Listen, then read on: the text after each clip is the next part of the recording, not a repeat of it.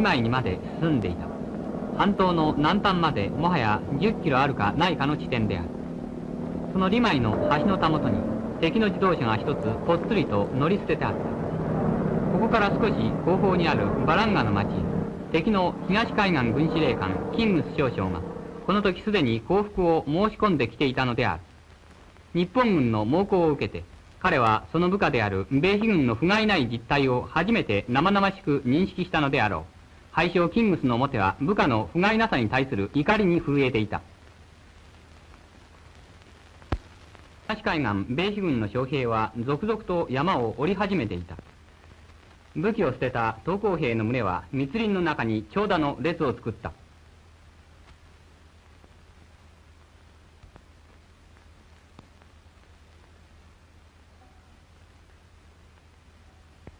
それは正義の斧に打ち割られた地面から際限もなく湧き出てくる濁水のような壮観であった。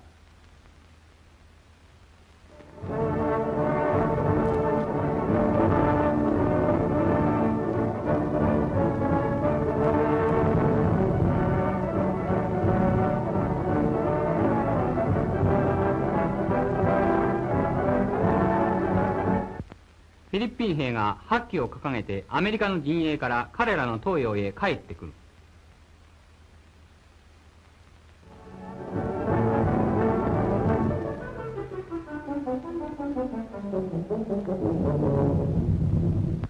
その顔の暗さは敗戦を悔やむ後悔ではない。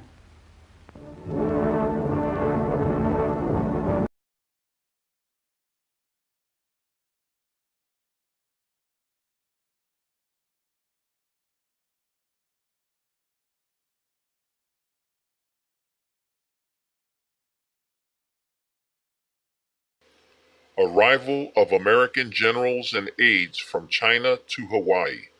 Reception follows.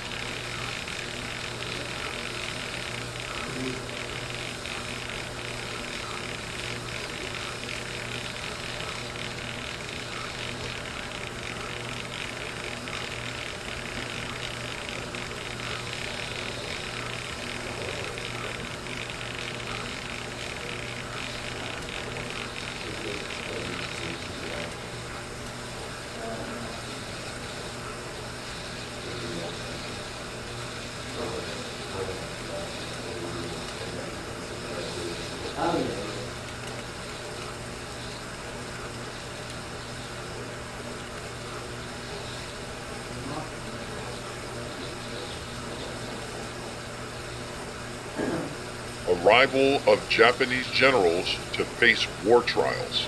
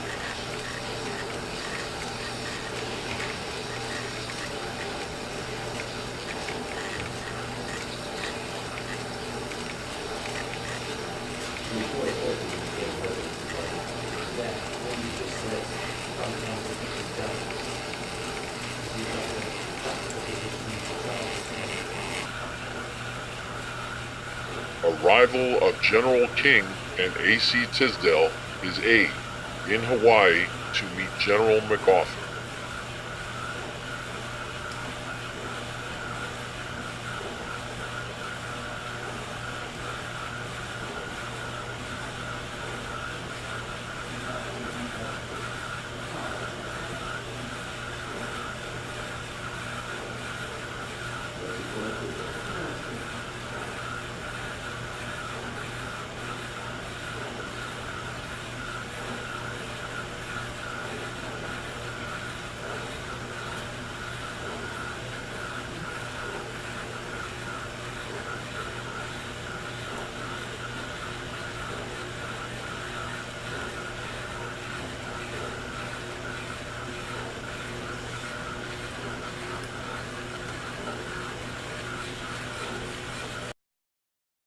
At the end of World War II, the world faced a massive judicial endeavor in bringing to trial those individuals responsible for the carnage and deaths of some 60 million military and civilian lives. The Nuremberg Trials, as they are known, were largely responsible for war crimes committed in the Atlantic and European theaters of the world, while the Pacific Trials covered the Orient and Pacific theaters. Justice would be difficult, costly, and time-consuming. Among the countless individuals serving the litigation process was Major Achille C. Tisdelle of the U.S. Army 26th Cavalry Philippine Scouts. He was stationed in the Philippines at the outbreak of the war and was aide-de-camp to General E.P. King, who was the commander of the American forces on the main island of Luzon. Together, they would advance in a jeep on the morning of April 9th, 1942, to meet the Japanese and discuss surrender terms. They would be bombed and strafed the whole way, and it would be their last day of freedom for 3.5 years. Tisdelle was at the surrender table and was a witness to the negotiations. At the end of the war, he was the only man left alive who could testify that he was at the surrender table and also endured the atrocities of the Bataan death march. He saw it all. The beatings, starvation, diseases, and other indignities were all part of everyday life. Of the 9,400 American soldiers who were on the death march and subsequent internment, only 5,600 came home alive. In January of 1946, the U.S. Army ordered Tisdelle back to the Philippines to be a key witness in the Army's prosecution of Japanese General Matsuharu Hama, who had been Japan's Imperial Army commander. Tisdelle's testimony and presentation of his wartime diary, along with one of the surrender leaflets dropped from Japanese warplanes, which he had secreted for the duration of the war, were largely responsible for Hama's conviction and execution in April 1946. This is not a reenactment. There is no music or narrator. Hama and Tisdelle are seated in plain view of each other. The courtroom drama is intense.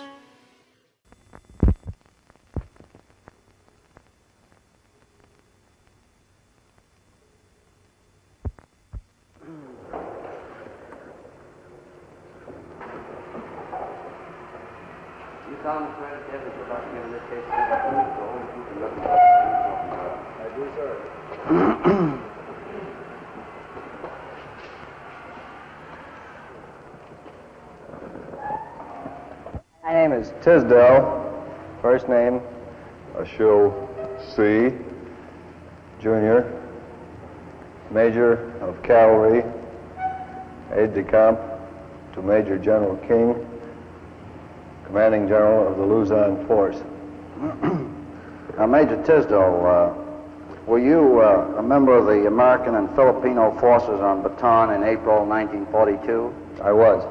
What was your rank and assignment at that time? I was Captain, aide to the Commanding General of the Luzon Force. Who was? Major General E.P. King, Jr. Now, were you present at the surrender of Major General King, the conference of surrender to the Japanese forces? I was. In April 1942.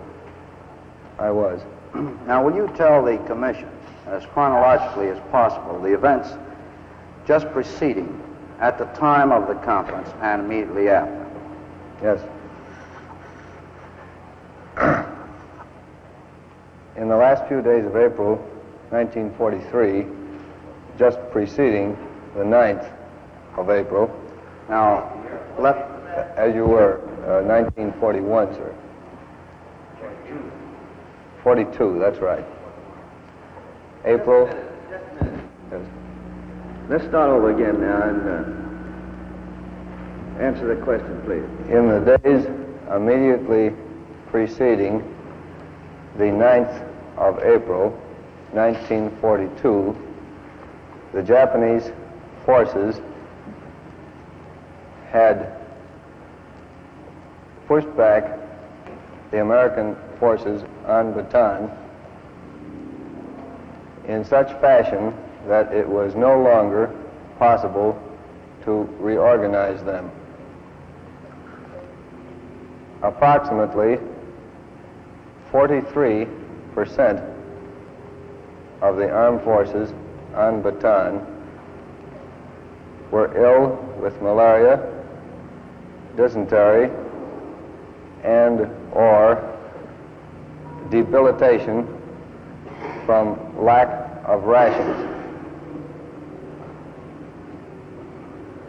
During the period 3 April to 8 April 1942, the American forces had gradually broken. Reserves had been released from force headquarters to 2nd Corps headquarters. There were no further reserves available, and the 2nd Corps had disintegrated. When it became apparent through lack of communications with forward elements, and when it became apparent that elements that were available could no longer be reorganized, and this was on the afternoon of the 8th of April, 1942,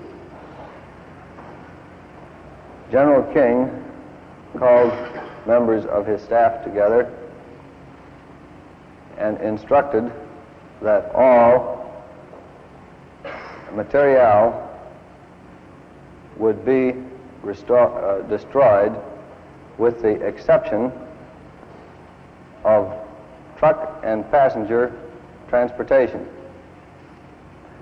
This order was carried out during the afternoon and night of 8-9 April 1942.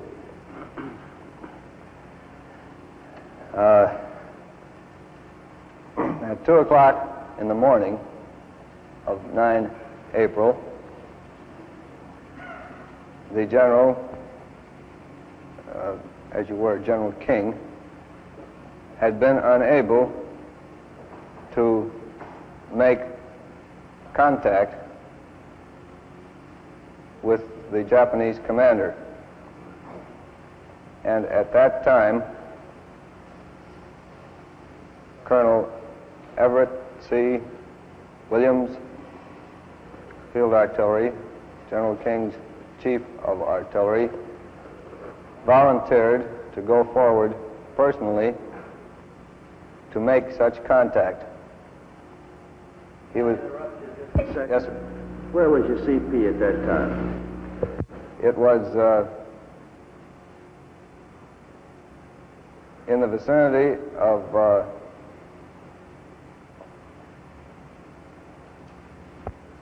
never mind the record. I don't remember the kilometer, sir. I think it was 157, but I'm not sure. It was on the main road, just east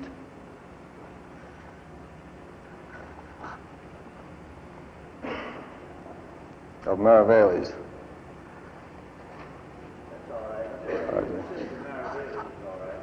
Yes, sir.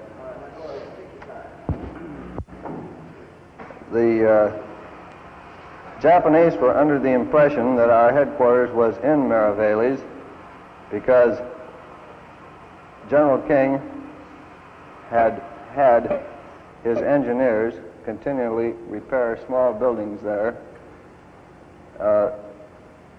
for that purpose, to make them think that our headquarters was there. They continually bombed it and did not bomb our actual headquarters, which was hidden in the woods. Colonel Williams, accompanied by Major Marshal Hurt, infantry, special staff, went forward in a jeep at 2 o'clock in the morning. They contact the initial Japanese elements at the bridge crossing the Mamao River at Rodriguez Park in Bataan. The infantry elements which they met conducted them a short distance off the road to the west to a small building which had provided the headquarters for Rodriguez Park. And there they met a major general commanding the division occupying the left flank of the Japanese advance.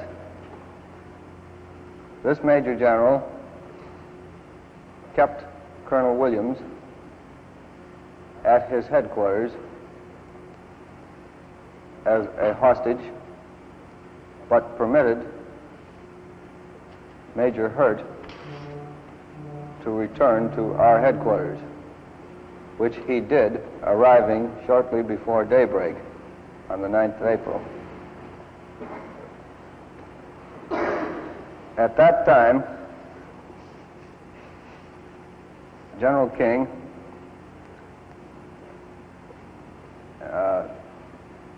assembled the following members of his staff: Colonel Victor Collier, Field Artillery, General Staff Corps, is G3, and Major Wade Cochran, Field Artillery, ADC, and myself, and we embarked in 2 jeeps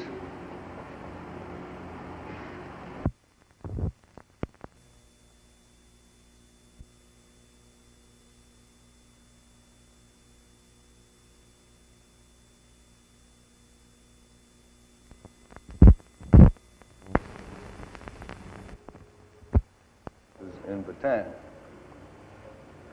The interpreter spoke with the Chief of Staff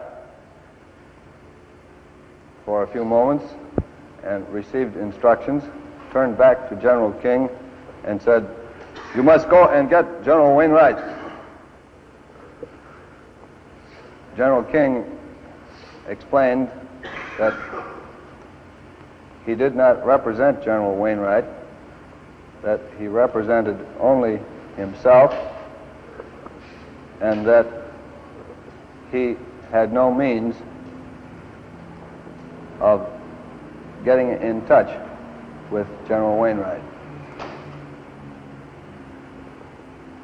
The aide turned back to the senior staff officer, and they conferred again, whereupon the aide addressed himself to General King and said, "For what purpose have you come?" General King said that he had come to secure terms for the force in Bataan.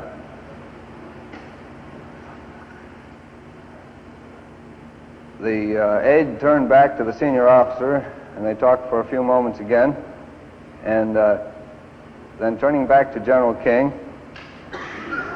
he repeated the question, phrasing it differently. I don't remember how he said it, but it led General King to speak concerning his mission. And General King said that he wished to secure terms for the troops on Bataan, and that he would like to ask for certain conditions. First, that he be permitted to return to our headquarters in order to send couriers forward to apprise forward elements of the fact of our collapse. Second, that he requested an armistice of 12 hours in order to accomplish that purpose. Third, that the Japanese forces remain in their present positions during that armistice in order to obviate further loss of life. And last, he pointed out that he had preserved sufficient truck and motor car transportation in Bataan to evacuate the prisoners to any point on Luzon that the Japanese staff might indicate, accompanied by proper guards. This was then repeated to the senior staff officer. At that time, I understood very little Japanese. I understood no Japanese, and so I don't know what he said. However, he spoke shortly, and the aide turned back to General King and said, "Surrender must be unconditional." So the general said that if he were to agree to an unconditional surrender, would the Japanese consider the following provisions. And changing his phraseology in the hope that the difficulties of interpretation might help our case, he repeated that he would like to have permission to notify forward elements that it would save a good deal of life on both sides if during this period the Japanese forces were to remain in their present positions, and that the movement of prisoners would be facilitated by the use of our trucks and motor car transportation. Of course, the general knew that operations would begin upon Corregidor immediately, and Corregidor's guns were able to bear on parts of Bataan. We had used those guns on Japanese landings on Longoskawayan and Quinaon points.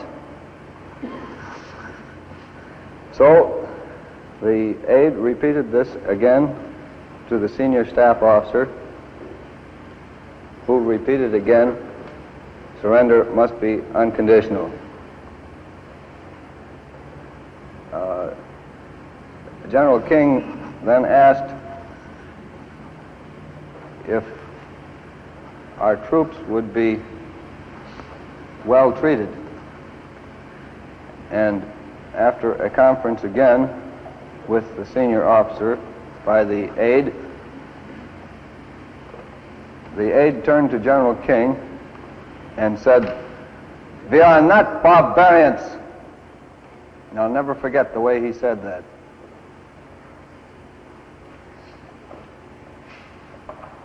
That was all that General King was able to secure in the way of a promise of treatment.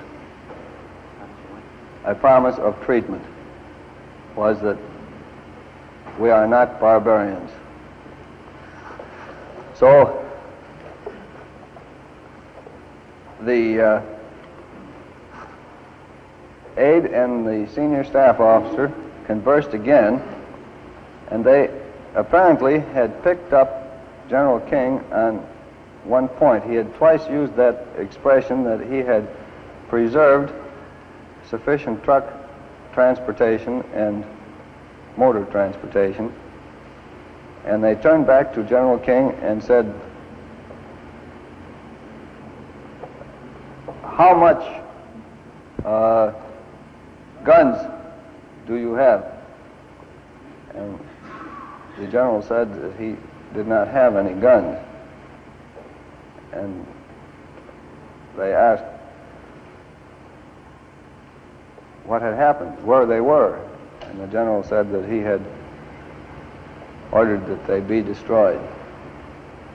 They asked the same questions concerning tanks. And then this aide turned back again and said, "Where is the war booty?" And the general said that there was no war booty. The aide said, and spoke to the senior officer, and they had a heated conversation, and then the aide turned to the general again and said, "You will surrender." The general nodded his head. And the aide asked for his saber. General King's saber was in Manila. When we evacuated, I had left it behind. And they seemed quite concerned that the Hollywood regulations for a surrender were violated in this fashion, but they accepted the general's pistol, and I was disarmed too, of course, as were the other staff officers. Then the senior officer got up to leave, accompanied by the junior, whom I have referred to as an aide, and got back in the car and drove off. At no time during the conversation did the senior officer look at General King.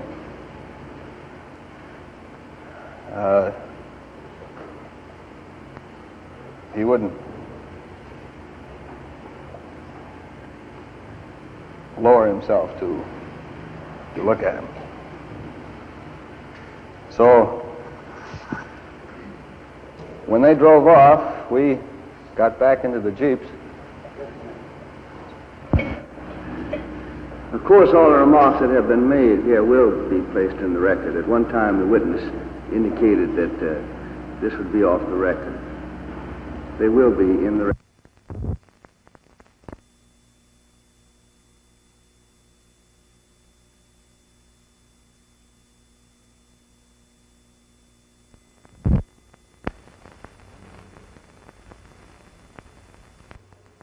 Transportation as to what it would be used for and so forth? No, sir. The best that the general was able to induce from the senior staff officer was, after all, we are not barbarians. And that was the way he said it. Now, after 3 days, I believe you said you remained at Oranie. Where did you go? The second day, General King and General Jones were taken in a passenger automobile to Camp O'Donnell. The third day, the remainder of us were taken by truck, our own little group there, a distance up the road toward San Fernando, and there a stop was made, and a Japanese higher in rank to the driver of our truck took the truck, and we marched the final 4 or 5 kilometers to San Fernando. There we were put again, herded into a large building that had formerly been a cattle warehouse, corral, and we were kept there for about 3 hours when we were loaded in sugar box cars at the station at San Fernando on the 20th of March, 1942, and landed in our headquarters. Numerous such leaflets were dropped all over the lower portion of Bataan. This leaflet was folded up in an empty beer tin which carried a label asking the finder to give it to His Excellency Major General Jonathan Wainwright, and each can had a 1-inch wide and 2-foot long white ribbon and red ribbon attached to it. What does it say? I'd like to offer this in evidence, sir, and then photostat it for the record. Defense? But I'd like to see it.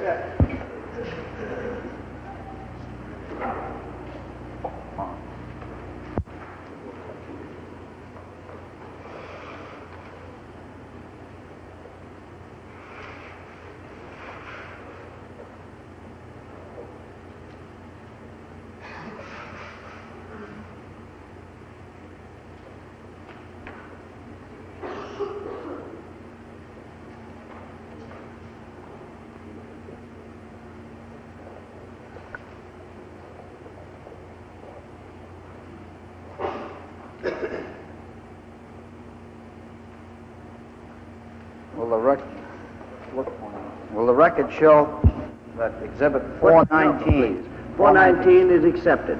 Accepted. Now, would you just read the portion with reference to the treatment of prisoners of war? Yes. Your Excellency, and down below there is a paragraph which reads, accept our sincere advice and save the lives of those officers and men under your command.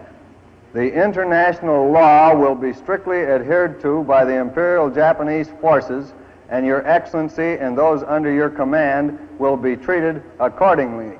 And I think General Homer wrote that. And yes, sir. Yes, sir. Request that that remark be stricken. It is signed, sir, Commander-in-Chiefs, the Imperial Japanese Army and Navy. Now, just one other question concerning the march. Did you personally see, any time while you were on the route of the march, victims of any atrocity? Yes, sir. Will you tell us where and when you witnessed, you saw them? Between Orani and San Fernando, I saw bodies lying on either side of the road, portions of the shirt and breasts and back in some cases, bloodstained. I didn't see the men when they were killed, but they had been bayoneted or spitted upon a knife of some sort, obviously. These bodies were lying alongside the road. You didn't see these atrocities yourself? I saw the bodies, yes, sir, but I didn't... You didn't see the atrocities? No, sir. Now, I'd like to go to Camp O'Donnell for a moment. Let me ask you this. How long were you at Camp O'Donnell? I was there from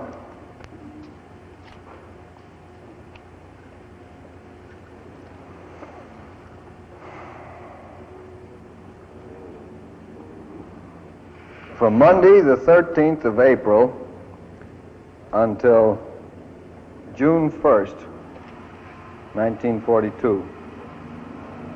When you arrived at Camp O'Donnell, did an officer address the group that you were in? Yes. The captain commanding the camp, whose last name was Sunyoshi, T-S-U-N-E-Y-O-S-H-I, addressed the camp. He was a captain. He had an interpreter who looked to be as you were, who spoke very poor English. When the captain addressed us, he talked for quite a period, then would pause, and the interpreter would interpret in one or two short sentences. Gist of his remarks. The gist of his remarks, sir, were that the American forces were beneath contempt, that we were only alive because of the beneficence of the emperor, that the war might last 100 years, but that it would continue until the Japanese Empire had beaten us. At that time, sir, Major Wade Cochran and numerous other prisoners. Now, I want to ask you one question. With reference to Red Cross supplies, did you, while you were at Camp O'Donnell, at any time see an attempt made to bring into Camp O'Donnell Red Cross supplies? Yes, I did. When was that? And tell us what happened. It takes a bit of time to look up the exact dates. I don't care if you can tell approximately the month. Yes. During the period of time that you were there. Yes, That'll be all right. It was approximately the 18th or 19th of March that a... You said March. as you were, of May 1942, sir. Now, will you just tell us what you saw? Yes, I saw a truck arrive at the gate at Bataan, which was, as you were, at Camp O'Donnell, which was loaded with foodstuffs and boxes marked with a red cross containing medical supplies. It was driven up by Filipinos representing the Philippine Red Cross, and it was not permitted to enter the camp, but was turned around and sent back to Manila. Now, while you were at Camp O'Donnell, did you personally witness the mistreatment of any prisoners of war? Yes, sir. While at Camp O'Donnell, I was questioned on 3 occasions and was offered an opportunity to come to Manila and... Just give the date on this. Yes. This was while you were in Camp O'Donnell? Approximate date and month All and right. year. That's perfectly all right. This would be sometime early in May of 1942. The staff officer who questioned me spoke very good English and offered me a job with the Propaganda Corps in Manila. The question was whether you saw the mistreatment of any prisoners of war while at Camp O'Donnell. Yes, Will you confine your remarks to that? yes.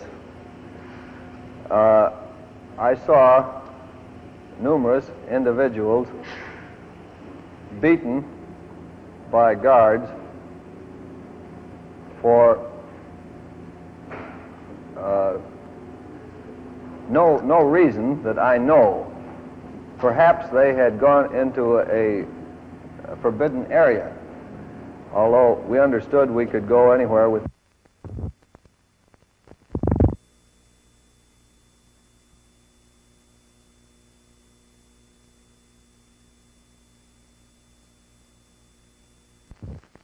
Excellency, we have the honor to address you in accordance with the humanitarian principles of Bushido, the code of the Japanese warrior.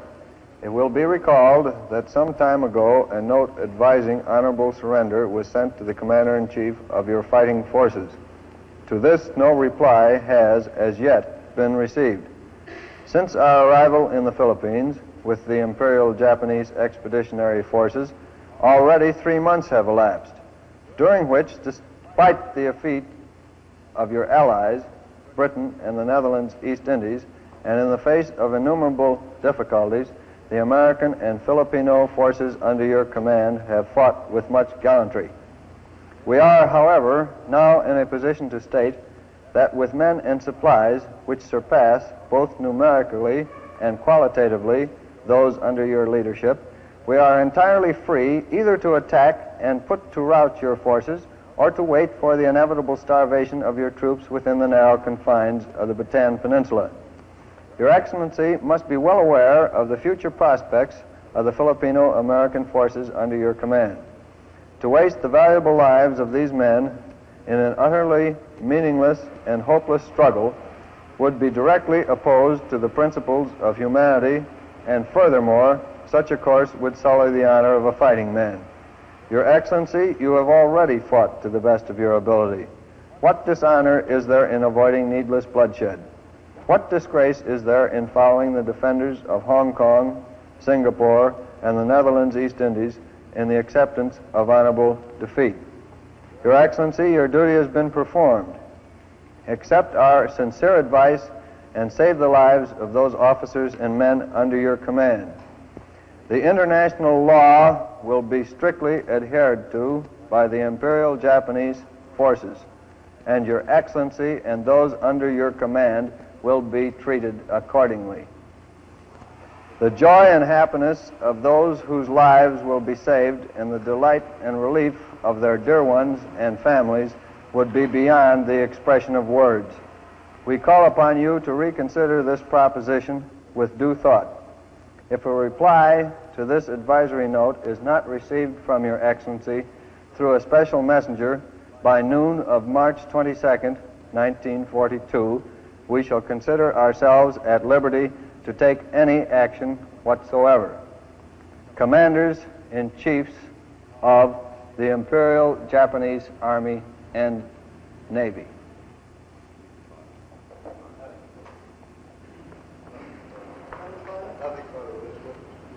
I have nothing further. Captain, I want to ask a question that I wanted to be sure about the answer to.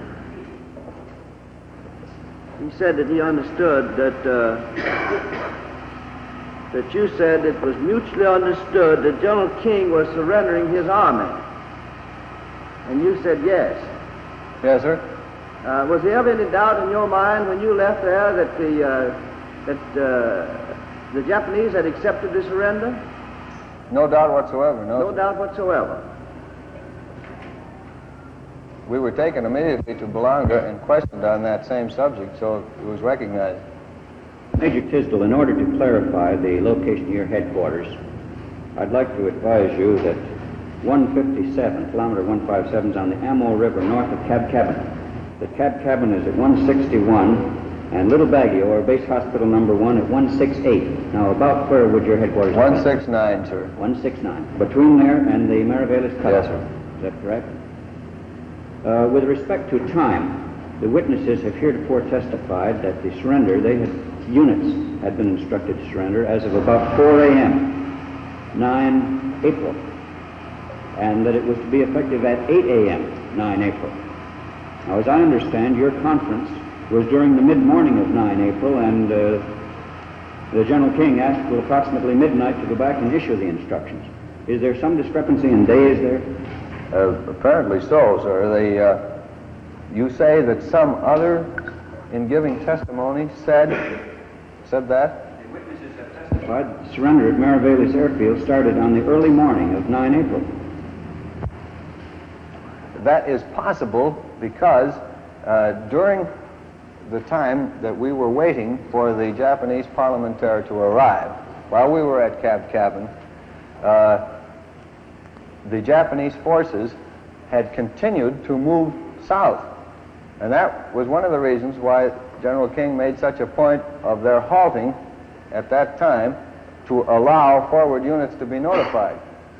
They were not halted. They continued to move south, and it is quite possible that they may have encountered American troops around Cab Cabin who surrendered to them, knowing that the general had gone forward. The questions placed regarding base hospital number 1 have indicated that only the most serious cases could be taken care of, and inferred that perhaps the Americans were not taking care of other cases. What was the relative size of base hospital number 2 and of number 1? Number 1 would be larger, sir. But to clarify that question, I think it should not be understood that those in the jungle and not in the actual buildings were not being taken care of. They were all being taken care of, but only the very serious that required quick attention were on the inside around where the offices and laboratories and pharmacy was and doctors, so that they could be reached quickly instead of having to go out into the jungle to get them. Also, there were lights in the hospital and none in the jungle. Another inference may have been drawn that we had no further medical supplies or food. The fact that we were on short rations did not infer that there were still no more in our supply depot, did it? It did not. There was 1/2 ration of food left for everyone on Bataan. One other question. Statements have been made by witnesses that our prisoners at O'Donnell were instructed they were not to be treated as prisoners of war, but as captives. Do you have any knowledge of that? That is correct, sir. Do you know exactly what the Japanese inferred by that statement? I don't know what they inferred. That we would not be treated as prisoners of war. Now, the construction that they placed upon captives and prisoners of war, I don't know, other than that if we were prisoners of war, presumably they would observe the League conventions. Major Tisdelle, you were all the time with General King from the time of surrender up to the time you left O'Donnell? No, sir. General King, the other general officers, and full colonels were moved from Camp O'Donnell to the Philippine Medical Cadre Camp at Tarlac on the 10th of May, 1942. During the time you were with General King, do you know whether General King was subjected to any ill treatment or maltreatment? To the best of my knowledge, he was not.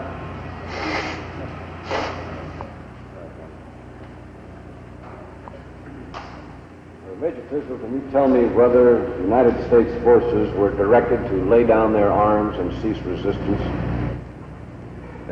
by order from General King's headquarters? Yes, sir. What time was that order issued? I don't know, sir. Major Tisdelle, you have stated that during the period just before the 24th, 25th December 1941, your station was Manila. What duty you were on then? At that time, I was working in the artillery section of USAFI headquarters, and my functions were to drive about in connection with coordinating the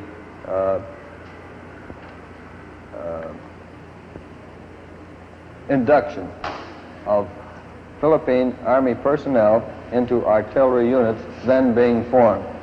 As late as the 20th of December?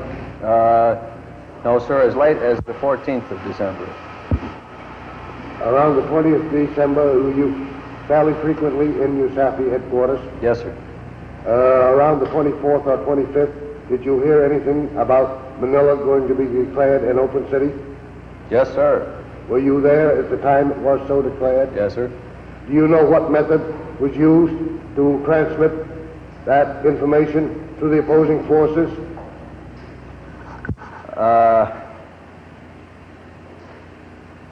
I don't know. I heard radio.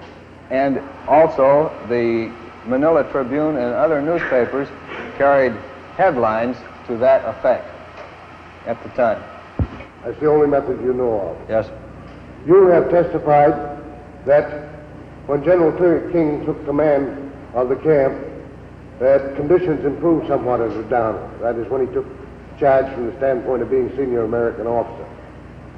I didn't mean to give that impression, sir. Conditions did not improve. The camp throughout did not improve. Did not improve. The general made recommendations, but the conditions didn't improve. Conditions remained about the same. Yes, sir. All right.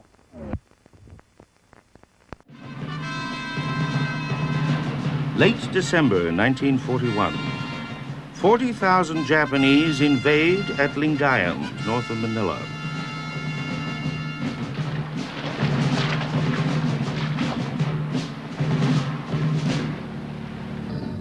MacArthur, having predicted the landing site, quickly counterattacks.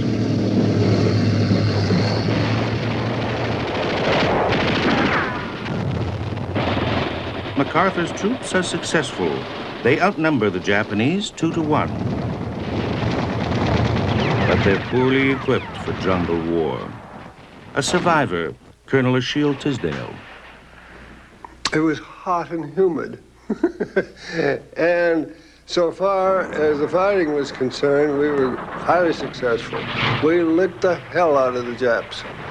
Then we ran out of food and quinine in a area of the world that's renowned for malaria. And we had quite a sick list. MacArthur concedes to Washington's directive. He orders a retreat. Because retreat is new to MacArthur, he has neglected his fallback position, Bataan. Corporal Arthur Bressi. When he went north to try to stop the Japanese at the beaches, Had we used that time to fortify Bataan, our defeat would not have been as ignominious. The medical supplies, which were so mandatory to live in a tropical climate, we didn't have. We left them in Manila. We left thousands of tons of rice up in a place called Cabanatuan. Christmas Eve. MacArthur's troops have now retreated to the Bataan Peninsula. The Japanese have them bottled on land and cut off at sea. MacArthur has only a token naval force, a few PT boats. Admiral John Buckley, then a lieutenant. We could not fight a naval sea battle at that time and win. Therefore, I knew we're isolated, and the thing was hopeless as far as I was concerned here that we'd ever be able to be evacuated or with help would come to be able to defeat the Japanese land forces. And I'll never forget that Christmas Eve. We had to literally live off the country. And in that connection there, one of our officers managed to capture a live wild pig. We roasted this pig, and this was for 111 men. And the men were almost frantic, and I shall never forget that, in grabbing hunks of meat from that animal for the Christmas dinner, and there's very little else. At night, with Manila endangered, MacArthur himself retreats to the island of Corregidor. On Christmas Eve, I evacuated Manila, declaring it an open city. It no longer had any practical military value. The entrance to Manila Bay was completely covered by Corregidor and Bataan, and its use would be denied to the enemy. He had the bottle, but I had the cork. The cork is the rock island of Corregidor, the Gibraltar of the Pacific, commanding the entrance to Manila Bay. MacArthur has kept with him his wife Jean and 3-year-old son Arthur. His family takes shelter in the Malinta Tunnel, a 1,400-foot-long bomb-proof bunker. Also there is MacArthur's public relations officer, a colonel, Legrand Diller. Mr. MacArthur and Arthur began sleeping in the tunnel at night, as the rest of us did, but the general never did. He stayed in the officers' quarters and spent the nights there, but then we had our office in the tunnel. And as far as what it was like, well, it was like working and sleeping in the Holland Tunnel. It was just about the same size and about the same atmosphere. We ate outside. We had a little tent outside and ate in that. And here was the Japanese army moving down the Bataan Peninsula, coming and coming and coming. MacArthur's position is hopeless.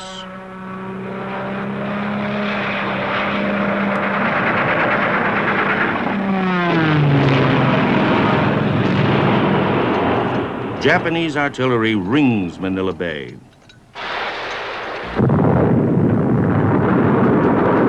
The big guns of Corregidor, designed for naval war, roar back, but with little effect.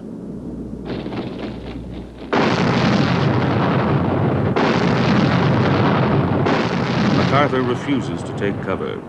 He parades his bravery. He wants, like Caesar, to inspire, to stand apart and above.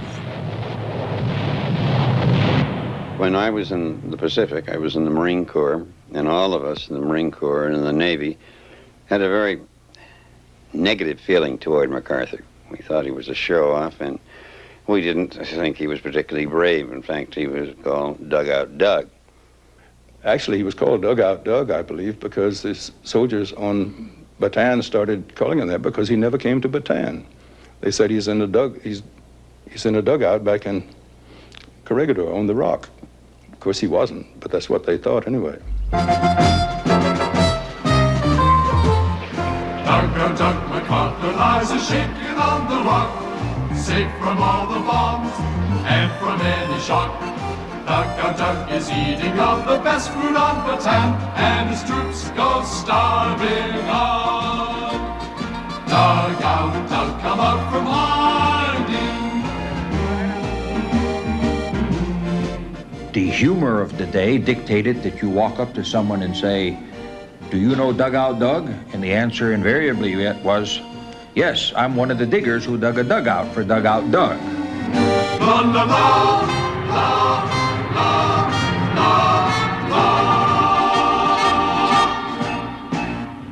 Well, we used to have a saying during the war, if you want to be safe, stay close to a general. If you want to fly safely, get in a general's plane. But you couldn't say that with MacArthur because he looked for it. I've been with him a number of times when they would tell him, be careful over there, and there he'd go. He was brave to the extent of being foolhardy. Because, well, on Corregidor, he would go out and when the bombers started dropping bombs, he would go stand outside rather than taking cover. MacArthur believes a commander must be seen to be fearless. The general is casual, his reaction almost lyrical as he faces approaching bombers. They came in perfect formation, glittering in the bright blue sky. Far off, they looked like silver pieces thrown against the sun. But their currency was death, and their appearance a deceit. At the sound of an air alarm, an aide and I would make our way onto the highway to watch the weaving pattern of the enemy's formations. There was nothing of bravado in this. It was simply my duty. The subtle corrosion of panic or fatigue, or the feeling of just being fed up, can only be arrested by the intervention of the leader. The Japanese commander, General Masahiro Hama, moves methodically, knowing he has MacArthur cornered. For Hama and MacArthur, the war is intensely personal. Now, for one of them, it will be a first-ever defeat. The Japanese troops are well armed. To die in battle is the greatest honor. MacArthur personally shares his enemy's glorified attitude to death. After 10 weeks of siege, Hama's guns and his fanatic troops shatter all hope. And the thunder of these guns every night and daytime too there told us that the Japanese were closing in on us and blocking us from any possible retreat. At that time, I think everyone realized that there was no way out, that we were isolated. We did hear from time to time from General MacArthur that their help was on the way. The United States Navy would come to our help and this, that, and so forth. Promises were made to MacArthur in cablegrams from Washington which were not capable of being ambiguous. They could only be interpreted one way. He was being told over again that help was on its way, and he sent the word to his troops in Bataan that help was on its way, because he believed it. My heart ached as I saw my men slowly wasting away. Their clothes hung on them like rags. Their bare feet stuck out in silent protest. Their long, bedraggled hair framed gaunt, bloodless faces.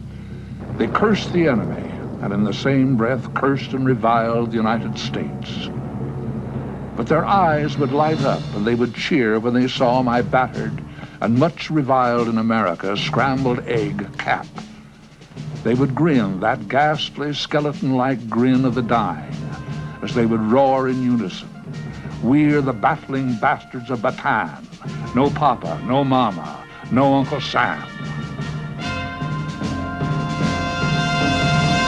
The Japs were too strong for us. We were too far away. And we knew that it couldn't succeed. So we all felt that the end was going to come.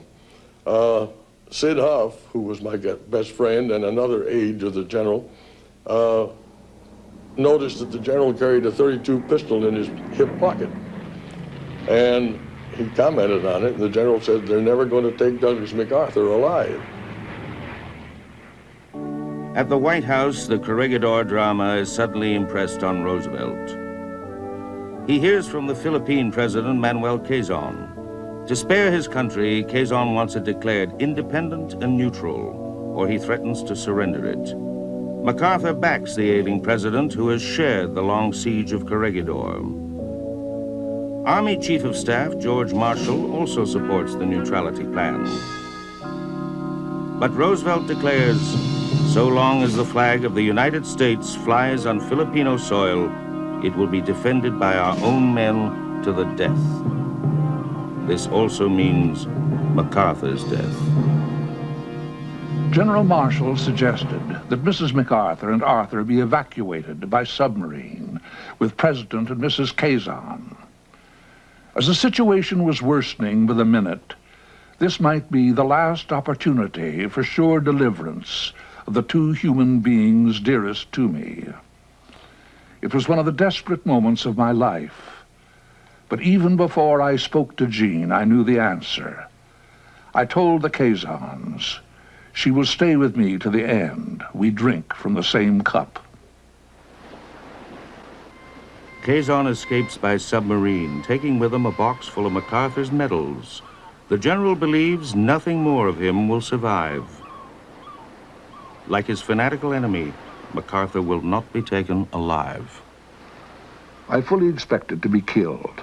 I would never have surrendered. If necessary, I would have sought the end in some final charge. I would probably have been killed in a bombing raid or by artillery fire.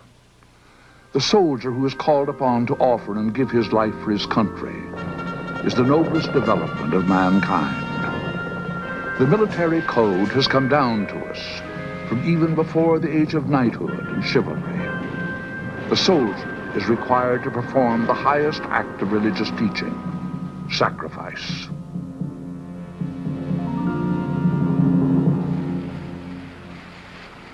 MacArthur is saved by the Japanese threat to Australia. Churchill, told that Australia wants to withdraw its 3 divisions from North Africa, snaps, impossible. He persuades Roosevelt to rescue MacArthur and make him Allied commander in Australia. MacArthur receives a coded message. Proceed to Melbourne. On Corregidor, General Carlos Romulo shares this newest drama.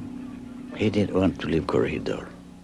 I saw him after the telegram from Roosevelt pacing back and forth. And then finally he called me, and he used to call me by my first name, so he said, Carlos, I have to go to Australia. This telegram says I am ordered by the President of the United States to go. I cannot disobey him. But with a heavy heart. If MacArthur disobeys, he faces court-martial. If he obeys, he'll be forced to abandon his men to die. He dictates his resignation, informing Washington that he'll remain as a 61-year-old private. His deputy, General Sutherland, advises him to go. MacArthur summons Buckley, the PT boat commander. Then the next thing that happened right afterwards there, MacArthur asked me to come over again that night, which I did. He took me up in the middle of the island, Corregidor, out in the field where no one was present, no spies or anyone else could ever hear us talking. And he said that his plans were to make a breakout and go to Australia at least, at the very latest, by the 15th of March or the Ides of March.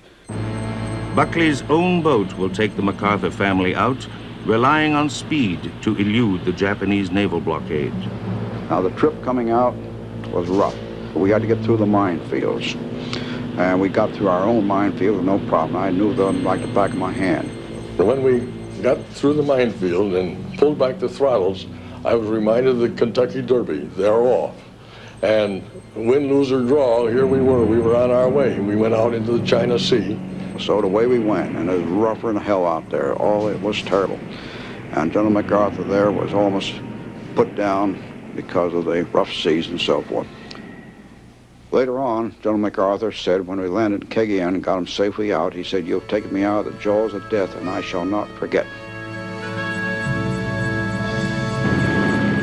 A bomber picks him up from a remote Philippine rendezvous and flies him to northern Australia.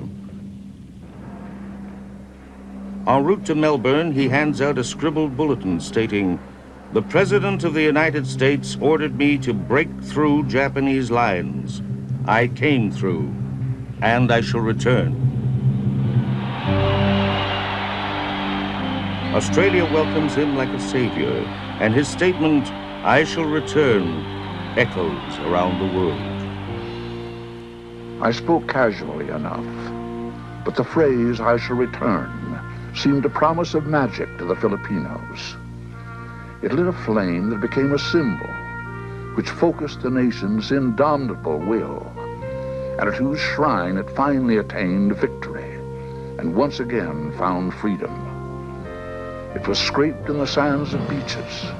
It was stamped on the mail. It was whispered in the cloisters of the church. It became the battle cry of a great underground swell that no Japanese bayonet could still. I shall return. April 1942, Bataan falls.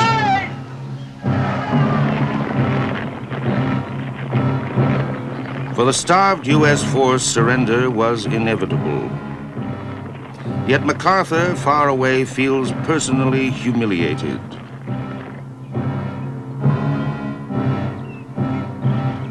At Bataan's formal surrender, the first moments are ones of black comedy. Still vivid for Achille Tisdelle, the only living survivor among the officers there. Now, the Japs were quite familiar with the Hollywood, California regulations for surrenders, which consist of bowing and putting your arm out and putting the saber hilt toward the one who's taking the surrender and so on. They know all about it. You have to have a saber to surrender. So what happens? I leave his saber back at headquarters, and there isn't time to go back and get it or anything. So I blotted my copybook. A month later, the Japanese occupy Corregidor as General Wainwright broadcasts total surrender. On May 6th, I tendered to Lieutenant General Homa the formal surrender of all... At first, MacArthur believes the broadcast faked, then wonders if Wainwright's nerve had failed. MacArthur had ordered him to fight to the last man. Knowing the Japanese contempt for prisoners, MacArthur feared an ignoble end for his men. The Bataan Death March. 55,000 sick and wounded are herded north to prison camps. Those who can no longer walk are shot. As the grim march begins, Colonel Tisdale, superior, asks him to compose a rallying tune on his harmonica. So I took this song, Planting Rice, and I made it into a march.